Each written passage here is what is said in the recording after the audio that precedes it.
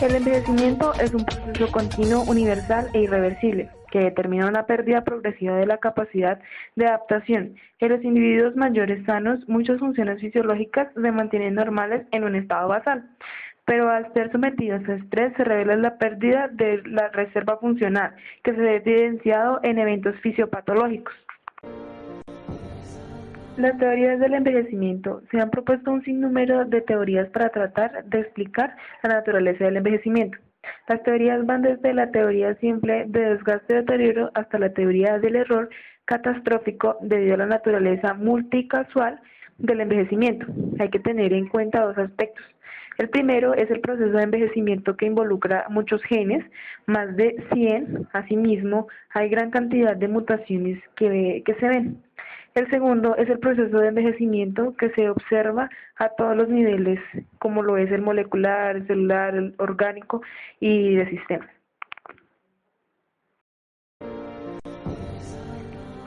Hay factores perjudiciales, los cuales representan las funciones que se alteran o se reducen en los órganos y sistemas progresivos, que tienen lugar a través del tiempo y en general son secuenciales, intrínsecos, que provienen del interior de la célula y no son modificables por el ambiente, y universales, que tienen todos los miembros de la misma especie y van a presentarlos. De esta manera se pueden determinar dos tipos de teorías. La primera es la teoría estocástica, que son aquellos cambios que presentan en forma aleatoria en sus variables y que se expresan por cálculos matemáticos. Debido a que su presentación es al azar, están modificadas por los factores ambientales y que existen alrededor de los organismos. La segunda teoría, o la deterministas, que son las que limitan las variables conocidas y pueden ser replicadas a cada ocasión que se busque el fenómeno. Teorías estocásticas. El genoma es el principal protagonista y se incluyen fenómenos ambientales que involucran al entorno celular como responsable de la homeostasis celular. Teorías genéticas. Se explican tres teorías. La primera es la teoría de la regulación genética. Es el desequilibrio entre las fases de reproducción y desarrollo de la célula. Durante la fase de reproducción, la célula es menos apta para defenderse a los factores adversos. La segunda es la teoría de la diferenciación terminal, es donde aquí se expresan las modificaciones en la expresión genética. La tercera es la teoría de la inestabilidad del genoma. Pueden producirse modificaciones del DNA, como al afectar la expresión de los genes del RNA y proteínas originadas por diversos factores. Estas tres teorías confieren al entorno celular el papel del ser responsable de todos los daños provocados al azar del DNA. Sigue la teoría de la mutación somática. Esta teoría es propuesta por Szilard en 1959. Según ella, el envejecimiento se produce como resultado de la acumulación de mutaciones en el DNA nuclear de las células somáticas. Comfort en 1979 refirió la lesión del DNA que sería de modo fundamental al nivel mitocondrial. Michel y Fleming refirieron la falta de equilibrio entre la respiración mitocondrial y el efecto desorganizador del oxígeno. Por tanto, las células perderían su capacidad para regenerar o reparar las mitocondrias y se verían una capacidad disminuida de sintetizar ATP, con lo cual su funcionamiento fisiológico y la muerte sería la consecuencia. Sigue la teoría radicales libres de Harman en 1956, postula que los daños del azar son producidos por radicales libres, lo cual se relaciona con la creciente duplicaciones. Esta hipótesis postula que la telomerasa es reprimida durante la diferenciación de las células somáticas, por tanto la longitud del telómero, así como la actividad de la telomerasa, han sido propuestas como los biomarcadores del envejecimiento. Siguen las teorías evolutivas.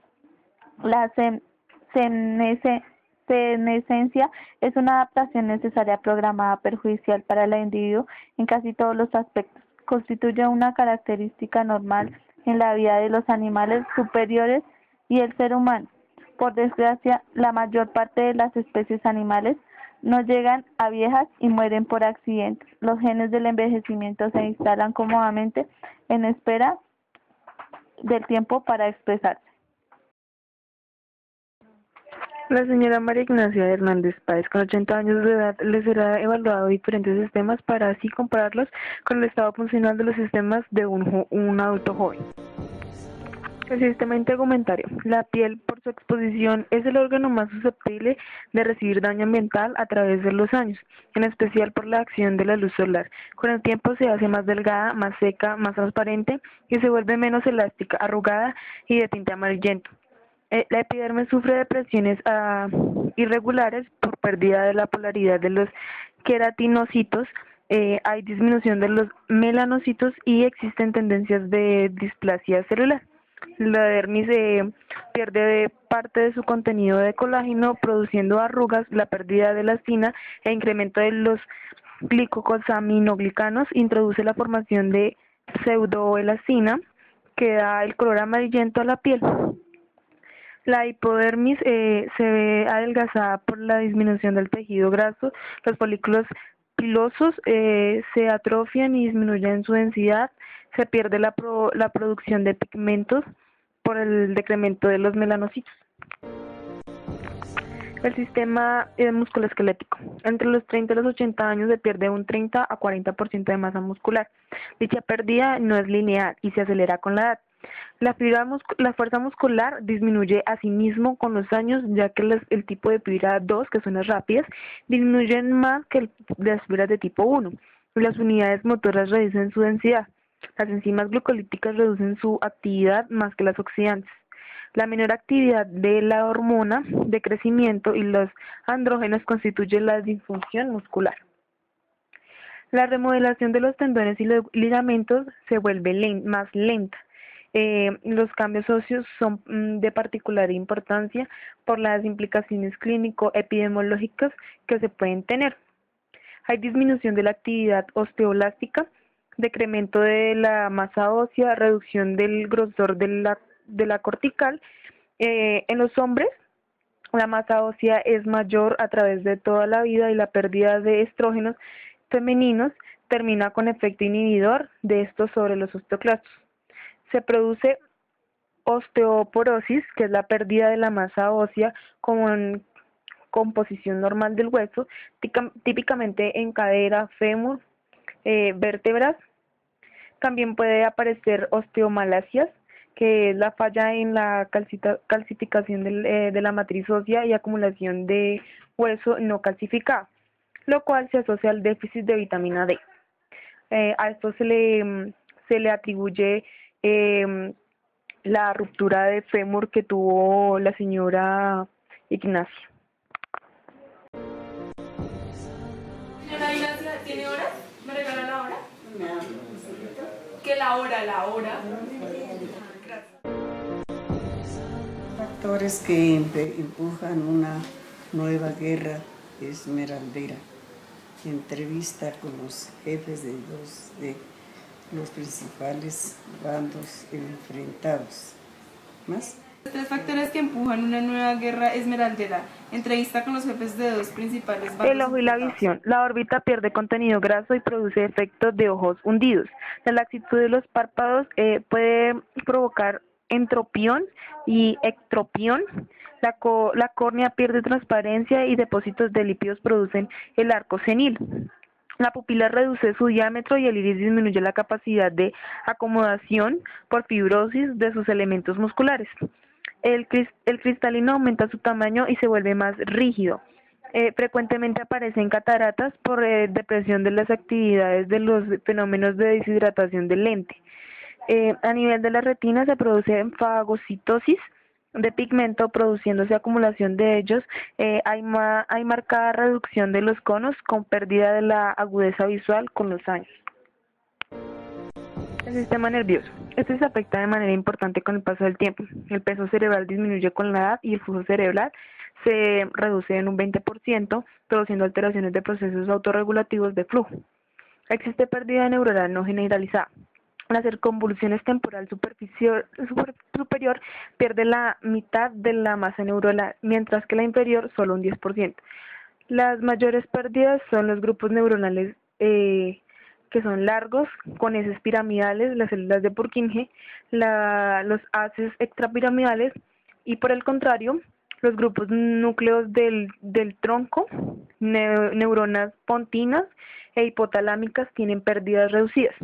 La mielina disminuye al igual que la densidad de conexiones dendríticas entre enlazamiento a los sistemas.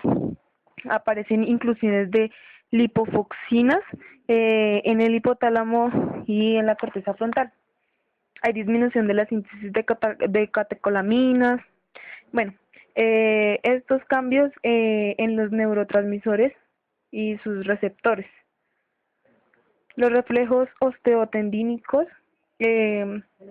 disminuyen en densidad de respuesta, y la arquitectura del sueño se altera con la reducción de las 3 fases que son las esenciales, además de la fase 4, que es el sueño profundo. Sistema cardiovascular. En los grandes vasos se observa rigidez con un aumento de peso y espesor por el depósito de grasa y calcio, lo cual por lo común se denomina arteriosclerosis.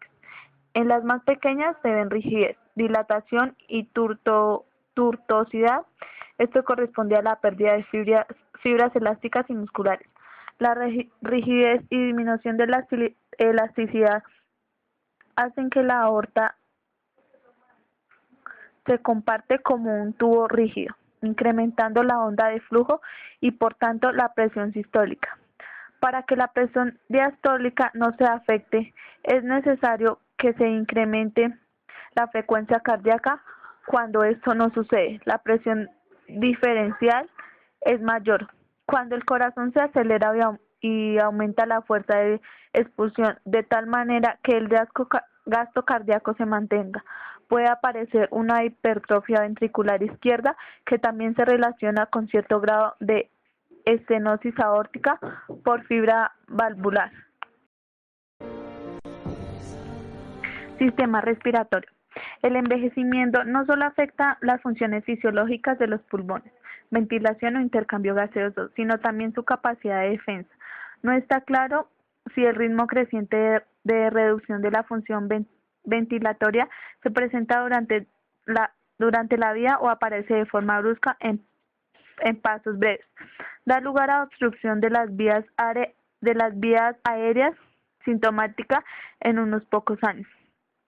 La relación de obstrucción de las vías aéreas sintomática en unos pocos años. La relación de la obstrucción de vías aéreas con la edad podría tener como base las lesiones inflamatorias, la alteración repetida del equilibrio de mediadores inflamatorios y protección humoral, elastasa, antielastasa, oxidante o antioxidante, que termina con la destrucción inflamatoria del pulmón y la obstrucción. Esto sucede en los fumadores. Las lesiones oxidantes ambientales podrían determinar una destrucción pulmonar similar, aunque menos extensa que en los fumadores. Las alteraciones debidas a la edad en la ventilación y distribución de gases se deben fundamentalmente alteraciones de distensibilidad, tanto que la pared torácica como los pulmones. Los volúmenes pulmonares en reposo están determinados por el equilibrio en las fuerzas del tejido elástico pulmonar que tiran hacia adentro y las fuerzas de la pared torácica y los músculos de la respiración que tiran hacia afuera.